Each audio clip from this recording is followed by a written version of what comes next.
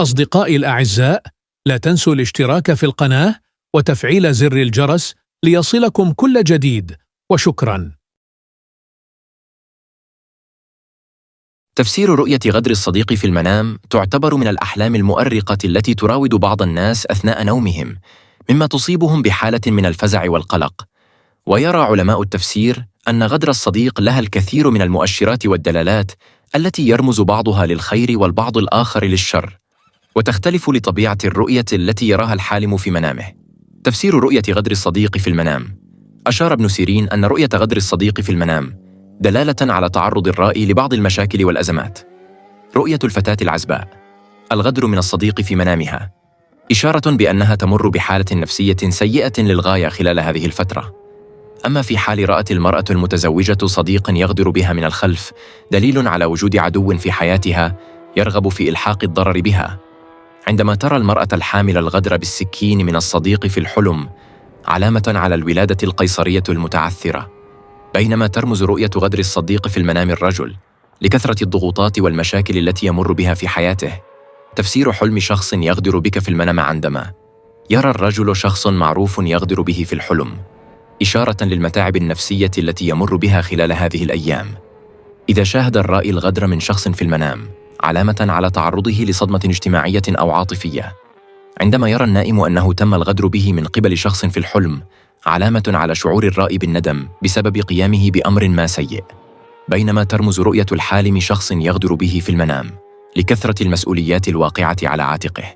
كما قد تدل تلك الرؤية في حلم المرأة المتزوجة عدم ثقة الزوجة في زوجها وشكها فيه، والله أعلم. تفسير حلم غدر الأقارب في المنام: إذا شاهد الرائي غدر الأقارب في الحلم، دلالة على شعوره بحالة من عدم الاستقرار خلال هذه الأيام. عندما يرى النائم أن أحد أقاربه يغدر به في المنام، إشارة لكثرة المشاكل والخلافات الأسرية. بينما ترمز رؤية الغدر من الأقارب في حلم المرأة المتزوجة للمشاعر غير الحقيقية التي تكمن بداخلها. أما في حال رأت البنت العذراء غدر الأقارب في منامها، علامة على شعورها بالانعزال والوحدة. كما يمكن أن تشير هذه الرؤية في الحلم أن الرائي سوف يمر بأزمة كبيرة خلال الأيام المقبلة. تفسير حلم غدر الأخت في المنام: رؤية الفتاة العزباء: غدر الأخت في منامها، دلالة على توتر علاقتها بأختها في الحقيقة. عندما يرى الشاب العازب الأخت تغدر به في الحلم، علامة على كثرة المشاكل الواقعة بينهم خلال هذه الفترة. كما قد تدل تلك الرؤية في حلم المرأة المتزوجة لعدم شعورها بالأمان والاستقرار والسلام النفسي. أما في حال رأت الحامل أن أختها غدرت بها في المنام، إشارة لعلاقتها غير المستقرة مع الأخت. أشار بعض علماء الفقه والتفسير أن رؤية غدر الأخت في الحلم دليل على وجود بعض المشاكل في الأسرة. حلمت أن صديقتي غدرتني. رؤية الفتاة العزباء أن صديقتها تغدر بها في الحلم، إشارة لشعورها بعدم الثقة في هذه الصديقة.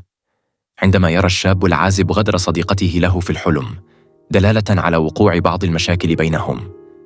أما في حال رؤية غدر الصديقة في حلم المرأة المتزوجة للمنفعة التي سوف تحصل عليها من رفيقتها. كما يمكن أن تشير هذه الرؤية تبعاً لرؤية بعض علماء التفسير لإقامة شراكة بينهم في العمل، والله أعلم. إذا رأت المرأة الحامل أن صديقتها قد غدرت بها في منامها، علامة على مرورها بأزمة صحية خطيرة. تفسير حلم غدر الحبيب للعزباء: رؤيا الفتاة العزباء غدر الحبيب لها في الحلم، دلالة على قوة العلاقة التي تربط بينهما.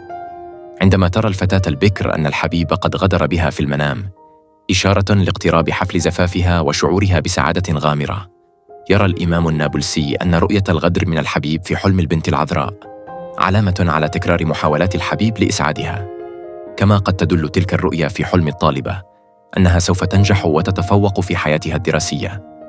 أما في حال رأت البنت غير المتزوجة غدر الحبيب في منامها، دليل على الوصول لأحلامها التي تسعى إليها.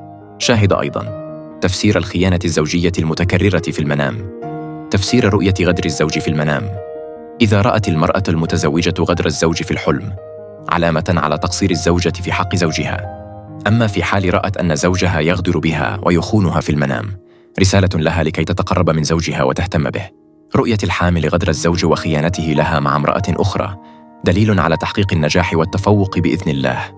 كما قد تدل تلك الرؤية في حلم الزوجة لشدة حب الزوج وإخلاصه لها وتمتعها بحياة زوجية سعيدة. يرى بعض علماء التفسير أن رؤية غدر الزوج لزوجته في المنام دلالة على الفرح والسرور والاستقرار الأسري. كذلك يمكن أن تشير هذه الرؤية في الحلم لضرورة اهتمام الزوجة بزوجها ورعايتها لأبنائها واهتمامها بأمور بيتها وحياتها.